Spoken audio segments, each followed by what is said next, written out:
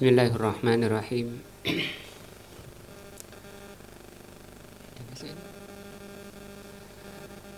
Assalamualaikum warahmatullahi wabarakatuh. Alhamdulillahirabbil alamin wa bihi nasta'in ala umuri dunya waddin. Asyhadu an la ilaha illallah wa asyhadu anna Muhammadan abduhu wa rasuluh. Allahumma shalli ala Muhammadin wa ala alihi wa sahbihi ajmain wa ba'du. Pada malam ini pelajaran kita adalah tafsir juz amma. Kita masih di tafsir surat Al-Kautsar, dan malam ini adalah pertemuan yang ke-6 dari pembahasan surat Al-Kautsar, terutama di ayat yang ketiga, yaitu firman Allah, inna syani'aka huwal abtar. Sesungguhnya yang membenci kamu dialah orang yang merugi. Maka pembahasan panjang dari yang membenci engkau adalah tentang hukum seorang muslim, seorang mukmin membenci ajaran yang dibawa oleh Rasulullah SAW.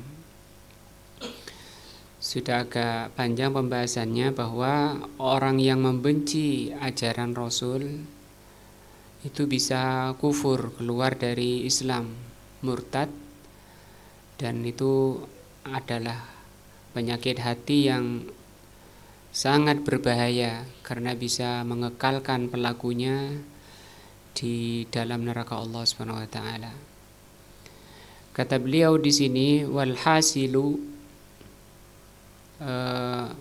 yang jelas kata beliau, annal ladzi yakunu fi qalbihi bughdun, bahwa orang yang atau barang siapa yang di hatinya ada kebencian li syai'in, terhadap sesuatu, mimma ja'a bihi ar-rasul,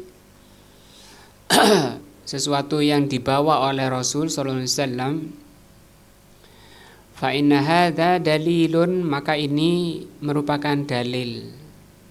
Orang yang membenci sesuatu dari yang dibawa oleh Rasul itu dalil ala nifakihi, atas kemunafikan orang tersebut.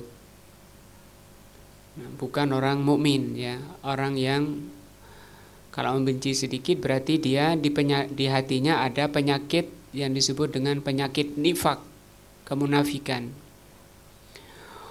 Wa ala adami imanihi, dan menunjukkan ketidakadaannya iman mereka, atau iman dia yang membenci apa yang dibawa oleh Rasul sallallahu alaihi wasallam. Wa in kana yadda'i al-imana, sekalipun dia mengaku beriman.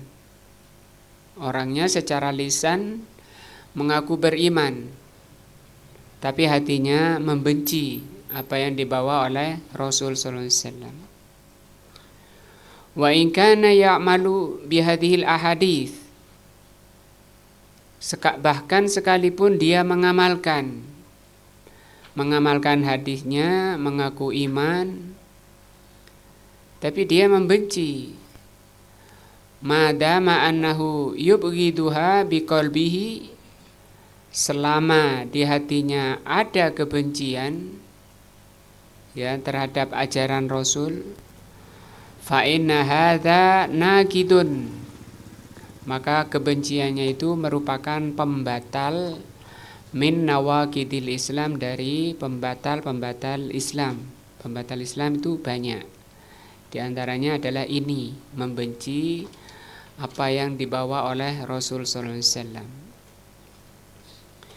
Wa fi hadhil ayati, maka di ayat ini, ad-dalilu, merupakan dalil, ala dzalika, atas penjelasan tadi, kufurnya orang yang membenci apa yang dibawa oleh Rasul. Qala subhanahu wa ta'ala, Allah berfirman, walladzina kafaru, di sini ya walaupun dalam bentuk kitab,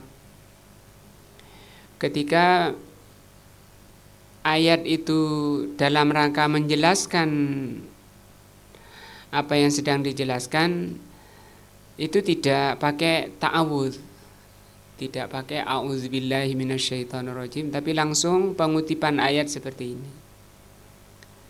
Karena sering kita dapati khotib-khotib ya, ketika berkhutbah menjelaskan suatu penjelasan berdasarkan firman Allah, kemudian dia baca apa? Ta'awudz. Itu kesalahan. Kecuali orang memang mau baca Al-Quran, duduk hadap ke kiblat, sudah bersuci, dia niat untuk apa? Baca Al-Quran, baru dia baca ta'awudz sebagaimana firman-Nya, apabila kalian hendak membaca Al-Quran, fasta'idz billah, hendaklah membaca ta'awudz. Di sini tidak dimulai dengan ta'awudz, tapi langsung kepada ayatnya. Baik dan khutbah maupun dalam tulisan langsung seperti ini. Walladzina kafaru, orang-orang yang kafir, fata'san lahum wa adalla a'malahum. Coba dilihat ini artinya. Surat Muhammad ayat 8. Dzalika bi annahum karihu ma anzalallahu fa ahbata a'malahum.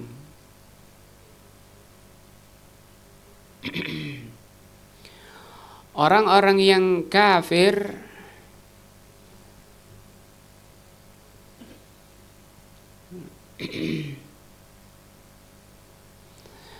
fata'san lahum, fata'san artinya celakalah bagi orang-orang kafir. Dan orang-orang kafir, maka celakalah orang-orang kafir. Wa adalla a'malahum, dan amalan mereka itu amalan sesat. Nah, kondisi seperti ini diterangkan oleh Allah. Nggak ada kebaikannya orang kafir itu, terutama nanti di akhirat. Walaupun di dunia merupakan orang terbaik, misalnya orang paling derma, itu langsung dibalas oleh Allah di dunia. Kebaikan-kebaikan orang kafir dibalas oleh Allah di dunia, sementara di akhirat tidak ada balasan kebaikan sama sekali. Kenapa orang-orang kafir itu disesatkan oleh Allah? Dzalika bi annahum karihu. Hal itu karena mereka itu karihu. Karihu artinya benci. Ma anzalallahu, apa yang Allah turunkan. Fa ahbata a'malahum, maka Allah hapus amalan mereka. Ini asalnya adalah sifat orang kafir. Dan sifat ini apabila masuk ke dalam hati orang mukmin, orang muslim, itu sama menghapus amalan-amalan baiknya. Maka jangan sampai di dalam hati kita ada penyakit ini, karena ini asal penyakitnya orang kafir. Wa fi akhir surah, di akhir surat Allah katakan dzalika bi annahum, hal itu karena mereka ittaba'u ma askhatallaha wa karihu ridwanahu. Mereka mengikuti apa yang Allah murkai dan mereka membenci keridhaan Allah. Apa yang Allah ridhoi, dia benci. Artinya berbalik dari maksud dan tujuan diciptakannya manusia, ya. Fa'ahbata a'malahum, Allah hapus amalan mereka karena mereka mengikuti apa yang Allah murkai dan meridhoi, membenci apa yang Allah ridhoi. Hadza huwas sababu, inilah sebabnya. Nah, sebabnya itu tadi, membenci apa yang Allah turunkan. Nah, maka ayat-ayat ini diharapkan sebagai alat untuk membersihkan, ya, menggosok. Mungkin di hati-hati kita masih ada penyakit-penyakit tidak senang kepada ajaran Rasul sallallahu alaihi wasallam. Dan itu sangat berbahaya pada setiap diri kita, darah dan daging kita. Nasibnya tergantung dari bagaimana sikap kita terhadap apa yang Allah turunkan. Fahadha nakidun, maka ini adalah nakid. Nakid itu pembatal min nawakidil Islam, dari pembatal-pembatal Islam. Ayyabudul insanu syai'an, yaitu bencinya manusia pada apa yang dibawa oleh Rasul sallallahu alaihi wasallam. Wa qauluhu syai'an, syai'an tadi di atas membenci sesuatu, syai'an itu sesuatu. Yakni annahu laisa laziman an yabghada kullama jaa bihi Rasul.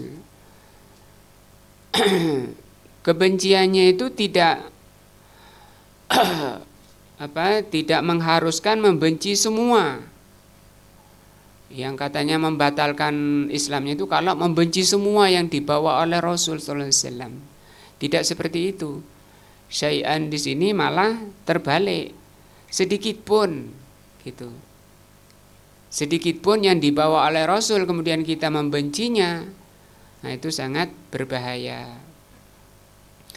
Walakin law abghadha syai'an, walaupun misalnya dia membenci sedikit minhu dari apa yang dibawa oleh beliau, kabadil ahadithi sahihah asabita, misalnya membenci sebagian hadis-hadis padahal hadisnya sahih. Misalnya ketika Rasul bilang makan itu pakai tangan kanan, makanlah pakai tangan kanan dan baca bismillah, dia nggak suka. Mungkin karena orang Jawa bilang ngide, kidal. Nah, saya sudah biasa kiri, maka itu bukan jawaban yang bijak, ya. Ya dilatih tangan kanannya itu mencocoki ajaran Rasul sallallahu alaihi wasallam. Nah, bukan alasan seperti itu. Kidal bukan alasan kemudian dia makan pakai tangan kiri. Yang lebih jelek lagi tidak kidal, tapi karena biasa minum pakai tangan kiri, makan pakai tangan kiri, sering kita dapati di kalangan muslimin. Nah, fa innahu yahbitu amaluhu, maka membenci sedikit pun dari hadis sahih yang dibawa oleh Rasul sallallahu alaihi wasallam akan menghapus amalannya.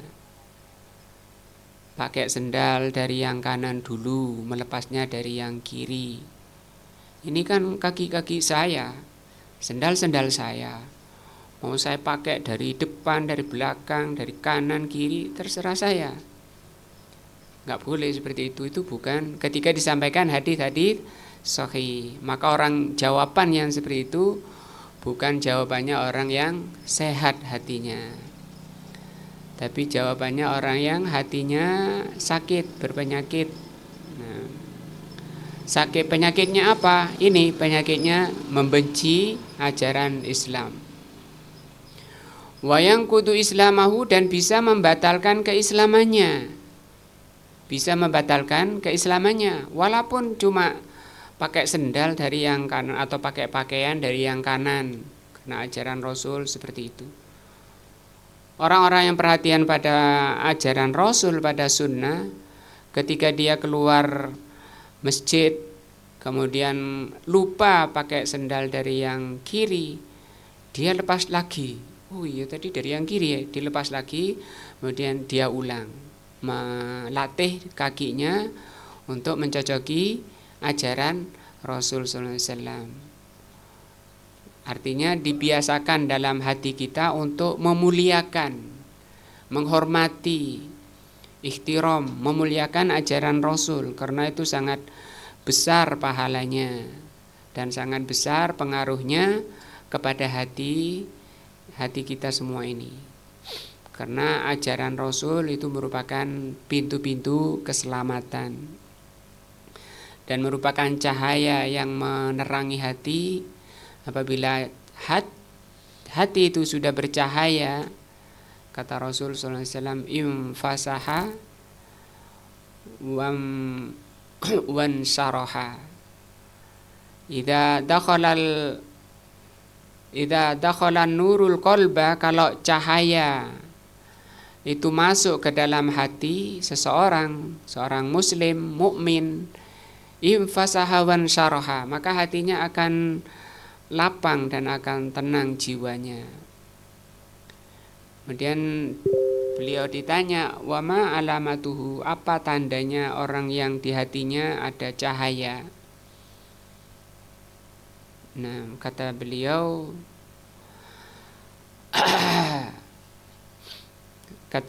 at-tajafa an daril ghurur wal inabah ila daril qaror. Dia menjauh dari negeri yang penuh tipuan yaitu dunia, dan mendekat atau menghadapkan diri ke negeri ba'dal maut, negeri akhirat. Itu tanda orang yang di hatinya sudah ada cahaya iman, cahaya Islam. Karena kalau sekedar mengerti itu masih belum. Kalau cuma ngerti ajaran Rasul tapi cuma ngerti saja, masih butuh satu lagi yang disebut dengan cahaya, dengan nur. Allah katakan dalam surat Az-Zumar ayat 22, afaman saraha sadrahu lil Islam. Apakah orang yang dilapangkan dadanya, ditenangkan dadanya, dimudahkan menerima hatinya terhadap Islam, Al-Quran dan Sunnah, wa huwa ala nurin min rabbihim, ya, dan kata Allah, dan dia di atas cahaya dari Allah. Jadi ada ngerti, kemudian ada cahaya, yaitu iman. Baru orang itu bisa tadi hatinya lapang, hatinya tenang, hilang kegelisahan, hilang keresahan. Wan Nabiyyu sallallahu alaihi wasallam yaqul, Nabi sallallahu alaihi wasallam mengatakan, la yu'minu ahadukum, tidaklah di antara kalian dikatakan beriman. Nah, ini maksudnya tidak sempurna keimanan kalian. Hatta yakuna hawahu taba'an lima ji'tu bihi, sampai dia menjadikan nafsunya mengikuti apa yang aku bawa. Dan takdirnya, ya, takdir Allah itu, nafsu itu selalunya bertentangan dengan ajaran Rasul, yaitu ujian. Ya, ujian dari Allah. Allah takdirkan nafsu itu bertentangan, tidak sejalan dengan ajaran Allah dan Rasulnya. Allah katakan, inna nafsa la'ammaratun bisu, nafsu itu selalu memerintah dalam kejelekan, padahal Allah selalu memerintah dalam kebaikan. Nah, maka kata Rasul, orang itu tidak dikatakan beriman sampai dia mau menundukkan nafsunya untuk ditundukkan kepada apa yang beliau bawa. Wal haditsu sahahahu al-Imam An-Nawawi. Hadis ini disahihkan oleh al-Imam An-Nawawi fil Arba'in, di dalam kitab Al-Arba'in. Wa takallama alaihi ba'dul ulama. Namun sebagian ulama memperbincangkan hadis ini, kal Hafidhi Ibni Rajabin rahimahullah, seperti Al-Hafidh Ibnu Rajab. Nah, sekalipun hadis ini misalnya mau difahami lemah, ya, sebagaimana dijelaskan Al-Imam Ibnu Rajab, tapi hadis ini didukung. Nah, walakin tushhadu lahu al-ayah, hadis ini didukung oleh ayat. Nah, dibela, dibantu oleh ayat. Sehingga secara makna itu bisa diterima. Mana ayatnya? Yaitu firman Allah ini. Dzalika bi annahum ittabi'u ma askhatallah wa karihu ridwanahu fa ahbata a'malahum. Karena mereka mengikuti apa yang Allah murkai dan membenci keridhaan Allah. Menunjukkan bahwa apa yang dibawa oleh Rasul itu semua diridhoi oleh Allah. Nah, tidak boleh kita apa? Membencinya. Kenapa? Kalau membenci, kata Allah di sini fa ahbata a'malahum. Kebenciannya itu bisa menghapus amalan-amalannya. Falam yakun hawahum tabi'an lima ja'a bihi ar-rasul sallallahu alaihi wasallam, maka barang siapa yang tidak menjadikan nafsunya tunduk mengikuti kepada ajaran Rasul, falidzalika ahbatallahu a'malahum, maka itu Allah hapus amalan-amalan mereka. Fal ayatu tushhadu lil hadits, maka ayat ini memperkuat hadis. Wa fi waqtinal hadir, di masa kita ini, katsura man yakrahus sunan, banyak orang yang membenci sunnah. Sunnah-sunnah. Sunnah di sini adalah, sunan itu jamaknya sunnah, as-sunnah itu jamaknya sunan. Yang dimaksud di sini adalah apa yang datang dari Rasul sallallahu alaihi wasallam. As-sabitata, yang sahih dari Nabi, anin Nabi sallallahu alaihi wasallam. Idza khalafat ahwa'ahum, kalau sunnah itu menyelisihi nafsu mereka. Ketika oleh Rasul laki suruh panjangkan jenggotnya, potong kumisnya, itu saya pernah nulis, pernah saya baca, ada sekitar 30 lebih hadis dari Rasul sallallahu alaihi wasallam yang memerintahkan laki-laki memelihara, membiarkan jenggotnya, memotong kumisnya. Dan itu mencocoki fitrah laki-laki. Nah, banyak, kata beliau, zaman sekarang orang membenci sunnah. Karena kenapa dibenci? Karena menyelisihi nafsu mereka. Ketika disampaikan hadis tadi, masih dikonsulkan ke cermin. Wah, pantas enggak ya? Ya apa dek? Konsul lagi ke istrinya. Ya, tanya lagi ke temannya. Ya apa bro? Mulai atau yang bronya orang-orang kayak gitu ya, mulai dipanggili bek, kata bronya. Ya jangan cari teman yang membahayakan dirinya, karena orang itu nanti dibangkitkan bersama temannya. Rasulullah SAW bersabda, yuhsaruna suma aman ahabba. Allah akan bangkitkan manusia itu bersama kelompoknya, bersama bronya tadi itu, bersama temannya. Falyandur liman yukhalilhu, hati-hati kalau kalian memilih teman, kata Rasul. Hati-hati, karena teman itu mempengaruhi agamanya. Kalau temannya jelek, nanti akan ketularan jeleknya.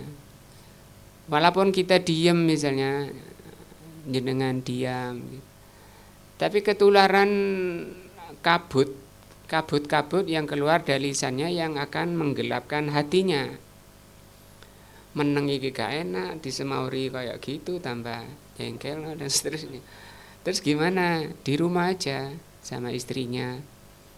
Nah, baca di rumah, dengarkan taklim. Ambil yang faedah, karena waktu itu berjalan cepat, usia berjalan cepat, nafas itu tanggung jawab. Nah, wa ma yastahunahu, karena menyelisih apa yang dia sukai. Apa yang dia sukai. Nah, karena mungkin teman-temannya atau yang dia lihat itu trendy di luar Islam. Apalagi kemudian menyerupai kebiasaan-kebiasaan orang kafir. Nauzubillah, kata Rasul sallallahu alaihi wasallam, man tasyabbaha biqaumin fahuwa minhum. Barang siapa menyerupai suatu kaum, maka dia tergolong masuk padanya. Wa min dzalika masailul muamalat, di antaranya adalah masalah-masalah muamalah. Mithlur riba, seperti masalah riba. Alladzi fasha finnas al-yaum, yang sekarang sudah menyebar di kalangan manusia. Fa idza qulta lahum, kalau kamu katakan kepada pelaku riba, mulai satpamnya sampai kepada bosnya, hadza riba, karena ada di hadisnya itu ada 10 ya yang dilaknat pelaku riba itu ya. Mulai dari bosnya sampai pencatatnya sampai yang menyaksikan, yang menjaga juga. Hadza riba, wallahu wa rasuluhu harramar riba. Nah, ketika disampaikan pada mereka ini adalah riba, Allah dan Rasulnya sallallahu alaihi wasallam mengharamkan riba. Tajidu indahum takruhan wa tabarruman min dzalika, kamu lihat dia membenci, wajahnya masam. Karena kalau orangnya mendapat orangnya baik, hatinya masih baik, dia senang. Oh iya tak, susah dia, gelisah. Terus gimana cara kita membebaskan? Gimana cara kita melepaskan diri? Ya taubat kepada Allah, kemudian berusaha meninggalkannya, karena itu haram. Banyak juga orang yang seperti itu, sadar kemudian taubat kepada Allah, segera diselesaikan. Wa in kanu la yusrahun, sekalipun mereka tidak terang-terangan membantah, au ba'duhum yasrahu, dan sebagiannya terang-terangan membantah ketika dinasihati seperti itu. Fayakrahuna dzalika wa yatabarramun wa yaqul, dia kemudian menjawab dengan penuh sinis kepada yang menasihati, al-alamu kulluhu ala hadza, di dunia ini semuanya ya sudah seperti itu. Jawabnya seperti itu. Nah, hadza iktisadun alami, ini adalah ini adalah perekonomian dunia itu sekarang ya harus dengan bank, harus dengan riba. Antum tukhalifunal alam, sampean itu menyelisihi alam, menyelisihi dunia. Fahadhihi riddatun, maka jawaban ini adalah murtad, kemurtatan, andinil Islam, dari Islam. Idza kariha, apabila dia membenci, an-nususa, membenci nas. Mana dalilnya coba? Misalnya seperti disampaikan, dalil apa itu misalnya? Padahal ayat hadis sahih. Allati tuhramur riba wal qumar wal maisir, yaitu dalil-dalil yang mengharamkan riba, mengharamkan perjudian, mengharamkan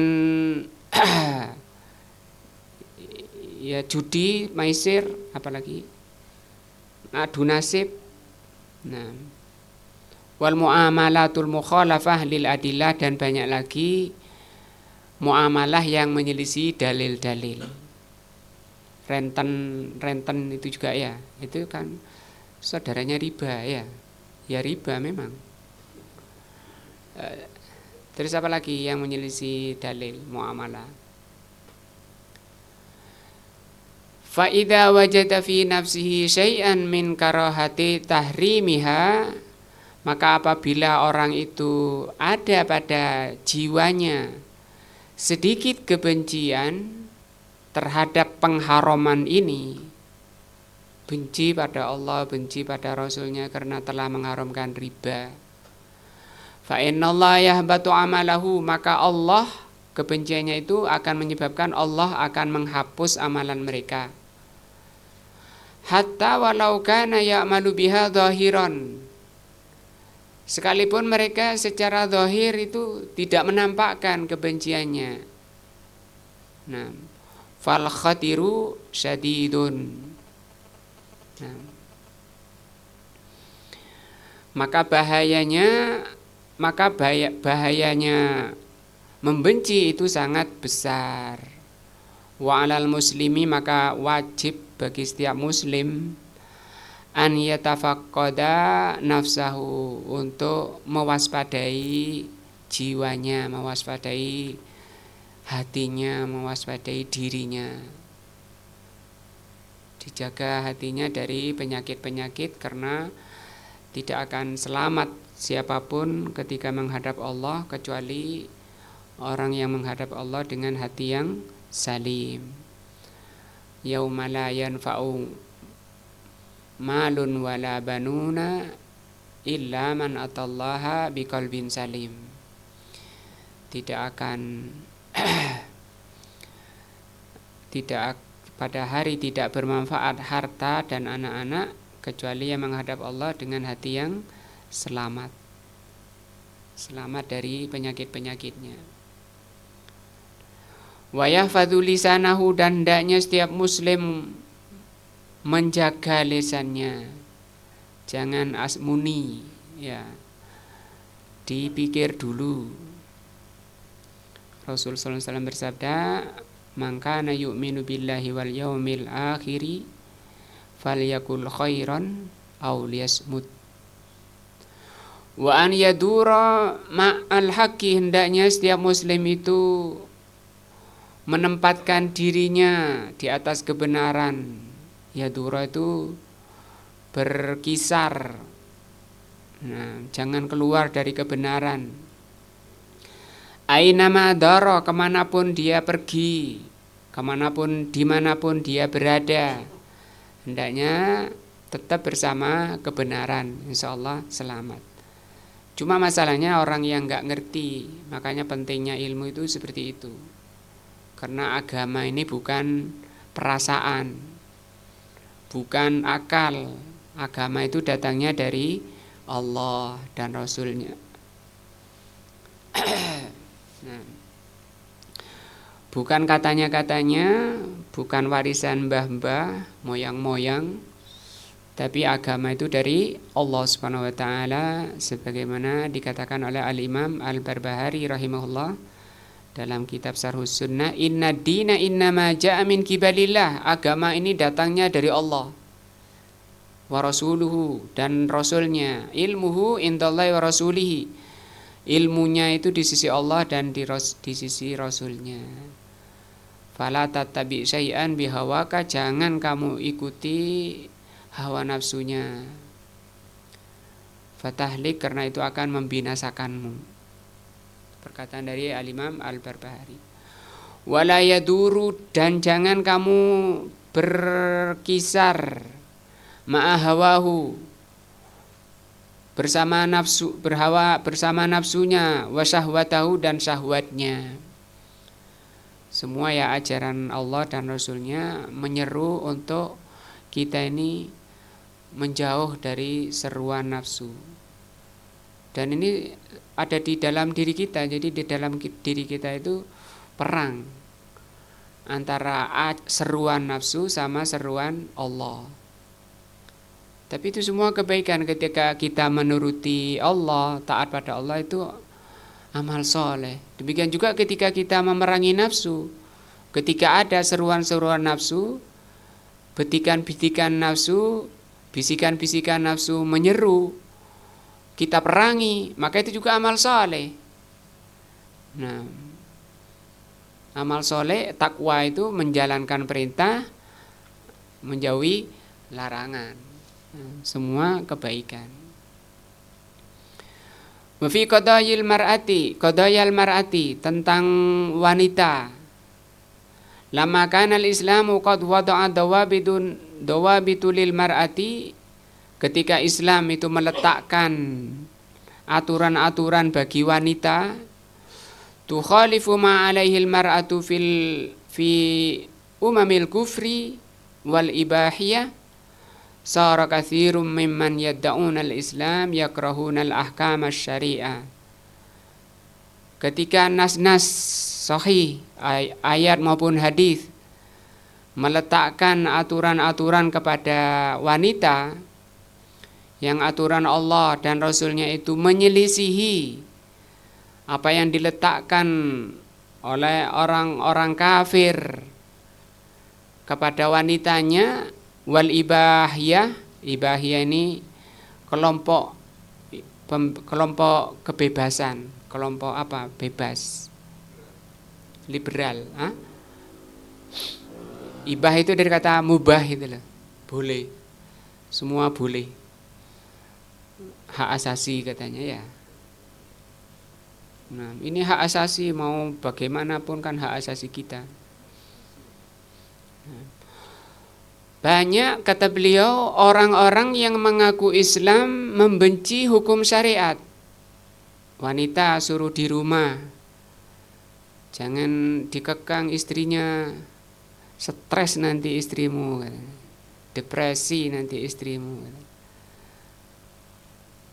Iya juga ya katanya, mungkin karena nggak ngerti ajaran Allah. Padahal Allah mengatakan waqarna fi buyutikunna. Allah mengatakan, insyaallah dalam surat Al-Ahzab itu ya, An-Nur mungkin. Allah memberikan fitrah pada wanita itu kerasan. Korn itu artinya kerasan, tenang di rumah. Itu asal fitrahnya wanita itu. Allah ciptakan fitrahnya wanita itu kerasan di rumah. Lah kalau ada wanita gak kerasan di rumah, itu fitrahnya sudah error bahasa kita. Nah, aku kok biar di rumah tok, suaminya biasanya laki-laki kena rengean istrinya, kata Imam Waqi, yadhabu aqlu, hilang akalnya. Di tafsir surat An-Nisa ketika Allah mengatakan khuliqal insanu dha'ifa, manusia itu diciptakan dalam keadaan lemah. Di antara tafsirnya fi amrin nisa, laki-laki itu ketika menghadapi wanita hilang akalnya seringnya. Nah,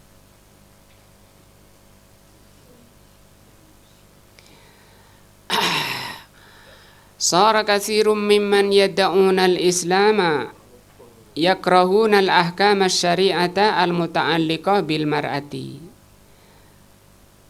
Banyak orang yang mengaku Islam membenci hukum syar'i yang berkaitan dengan wanita. Suruh pakai cadar. Nah, membenci orang-orang yang bercadar. Karena katanya apa, eksklusif, tinggal di rumah terus gak pernah keluar, eksklusif, ekstrim, kelompok ekstrim ini. Hati-hati, kata di atas tadi, hati-hati, jaga lisannya. Karena itu berhadapan dengan apa? Hukum Allah ya, berhadapan dengan hukum Allah. Dan setiap kita, gimana pun orangnya, sak kufur-kufurnya akan berhadapan dengan Allah. Karena manusia, setiap manusia dan jin berhadapan dengan hukum Allah.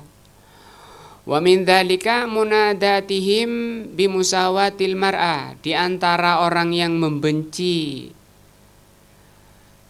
hukum syariat yang berkaitan dengan wanita adalah para penyeru emansipasi wanita dengan membuat doktrin-doktrin persamaan gender, apa istilahnya, persamaan status antara laki-laki dan wanita fil mirasi, baik dalam masalah waris, wal a'mali maupun dalam masalah amalan dalam masalah keseharian, sehingga dicampur laki-laki, perempuan, amalannya, pekerjaannya juga nggak dipilah-pilah. Wanitanya suruh ngangkat barang-barang berat. Wa fima huwa min khosa'isir rijal, juga dimasukkan wanita ke dalam amal perbuatan-perbuatan yang khusus bagi laki-laki. Wala yuriduna an yakuna bainar rijali wal mar'ati farikun abadan. Mereka tidak suka kalau dibedakan laki-laki dan perempuan. Padahal syar'inya itu, ajaran Allah dan Rasulnya itu dibedakan. Nah, walaisa dzakaru kal unsa, kata Allah. Laki-laki itu tidak sama dengan wanita. Kalau menyamakan itu orang jahil namanya. Dari mana, sisi mana samanya? Agamanya wanita lebih wanita itu lemah agama dan akalnya. Ototnya juga beda, laki-laki lebih kuat. Nah, mentalnya juga laki-laki lebih kuat. Li'annal ghorba sawwaw an-nisaa ma'ar rijal, karena orang asing, orang barat, ghorba itu orang barat. Karena orang barat itu menyamakan memang laki-laki dan perempuan. Au qaddamun nisa, atau bahkan mereka mengutamakan wanita ala rijal daripada laki-laki. Fahum yuriduna an yalhaqu birakabil ghorbil kufrati, mereka ingin menyamakan dengan budaya-budaya kafir. Mengadopsi, istilahnya ya, mengadopsi budaya kafir, maunya muslimin juga niru-niru mereka. Lihat orang barat itu maju, yang maju itu apanya? Nah, dilihat dari teknologi. Sebaik-baik orang kafir itu masih tidak sebanding dengan sejelek-jelek orang muslim. Sejelek-jelek orang muslim itu masih jauh lebih baik daripada orang terbaiknya orang kafir. Itu kaidah. Orang kafir kekal di neraka sebaik-baiknya orang kafir. Nah, sekaya-kayanya orang kafir, Korun contohnya ya, bosnya orang kafir itu Korun. Di mana Korun?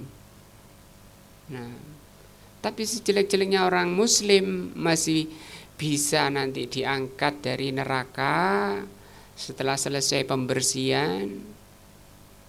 Nah, kemudian berakhir di mana? Di surga. Tapi sebaik-baiknya orang kafir, di dunia ini orang kafir terbaik misalnya, dari penilaian manusia, orangnya paling baik dari penilaian manusia, kafir tapi kekal di neraka. Allah berfirman, innal ladzina kafaru min ahlil kitabi wal musyrikina fi nari jahannama khalidina fiha ulaika hum syarrul bariyah. Sungguhnya orang-orang kafir dan musyrikin min ahlil kitab, Yahudi dan Nasrani dan orang-orang musyrikin, mereka itu di neraka jahannam khalidina fiha. Kata Allah, kekal di dalam neraka. Ulaika hum syarrul bariyah, mereka itu paling jeleknya ciptaan. Wala yuriduna an yatamayyazun nisa ala rijal, mereka tidak menginginkan adanya perbedaan antara wanita dan laki-laki. Fima yakhussun nisa, dalam perkara yang memang dikhususkan bagi wanita. Wanita pakaian laki-laki itu enggak boleh, dilaknat. Kalau ada ayat atau hadis mengatakan dilaknat, itu termasuk hukumnya dosa besar. Wala yuriduna an yakuna mirathuha nisfu mirathir rajuli. Mereka tidak ingin warisnya wanita itu separuh dari warisnya laki-laki. Wala yuriduna an takuna diyatuha nisfu diyatir rajuli. Demikian juga diatnya. Apa diat? Tebusannya wanita separuh dari tebusannya laki-laki. Itu mereka tidak mau yang seperti itu. La yarduna an takuna syahadatuha ala nisfi min syahadatir rajuli kama jaa bihi asy-syar'u al-mutahharu. Demikian juga persaksian wanita separuh dari laki-laki itu mereka tidak mau, sebagaimana yang diterangkan oleh ajaran Allah, oleh syariat yang suci. Wallahu khalaqal mar'ata war-rajula. Allah Subhanahu wa taala menciptakan perempuan dan laki-laki. Wa huwa a'lamu, dan Allah itu Maha tahu Subhanahu wa taala bima yaliku, apa yang pantas birrajuli, bagi laki-laki, wal mar'ati. Maka keselamatan hanyalah bersama Allah dan Rasulnya. Pembahasannya malam ini masih di tafsir apa? Surat Al-Kautsar ayat yang ke-3. Inna syani'aka huwal abtar. Yang membenci ajaran, yang membenci kamu, dialah orang yang merugi. Kalau ini abtar, merugi abadi ini ya. Rugi paling rugi ini, sudah kekal di kerugiannya. Semoga ayat ini bisa bermanfaat bagi kita semua, membersihkan, menghilangkan noda-noda, kabut-kabut yang mungkin ada masih dalam hati-hati kita, sehingga Allah Subhanahu wa taala menjadikan hati-hati kita ini bersih dan tenang, lapang bersama Allah dan Rasulnya. Wallahu a'lam bishawab. Subhanakallahumma bihamdika asyhadu an la ilaha illa anta astaghfiruka wa atubu ilaika. Wassalamualaikum warahmatullahi wabarakatuh.